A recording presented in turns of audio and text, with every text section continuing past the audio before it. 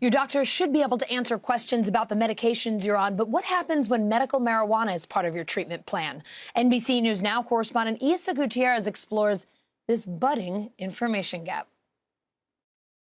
Even though medical marijuana is legal in 36 states and the District of Columbia, patients say their doctors don't know that much about it. It really was out of desperation that I tried it. Sherry Berman is a two-time cancer survivor. In 1998, she says she tried cannabis as a last-ditch attempt to treat side effects from her chemo.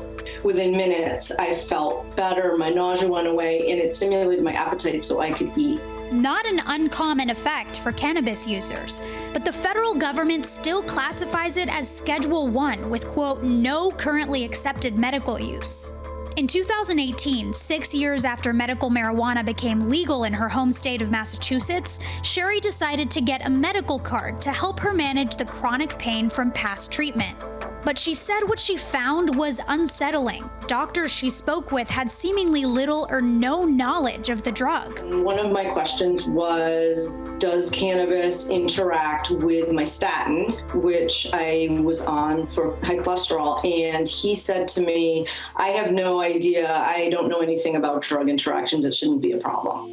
She's not alone. Studies show there's a gap between what patients want to know about using cannabis and the information their doctors can actually provide them. A 2017 study found only 9% of medical schools had any curriculum on medical cannabis. And so the physicians are at a loss. They don't want to lead their patients astray. Dr. Ziva Cooper is the director of the UCLA Cannabis Research Initiative. The physicians' hesitancy, it's justified. One way states and dispensaries are seeking to close the information gap, requiring a licensed pharmacist, like Goggin Pour Sforza, to be on site to help customers. So my first question is usually what brings you here. The second question is typically what's your experience, because I need to know if you think you know what you're doing or if you do actually know what you're doing. And then the third, which is where really my qualifications come into track, are really just your medications. Pour Sforza says unlike conventional medicine, plant-based medicines such as cannabis impact individuals differently, meaning there aren't standard dosing recommendations. The question mark is always there.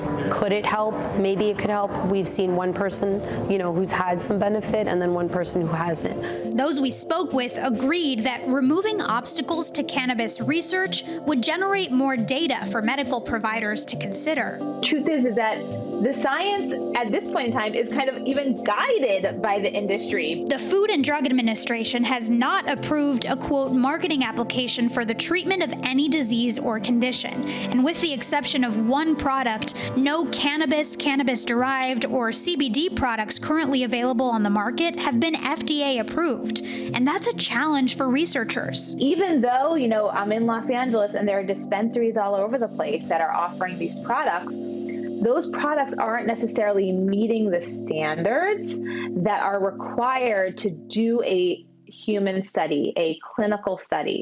But a provision included in House Democrats' infrastructure bill last month would allow some products already on shelves in dispensaries to be used for research in federally funded labs.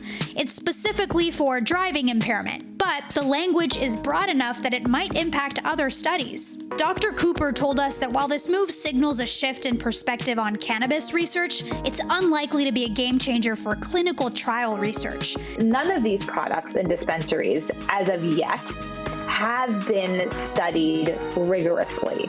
In May, the DEA announced it would issue licenses to a number of marijuana-growing facilities to supply cannabis for research.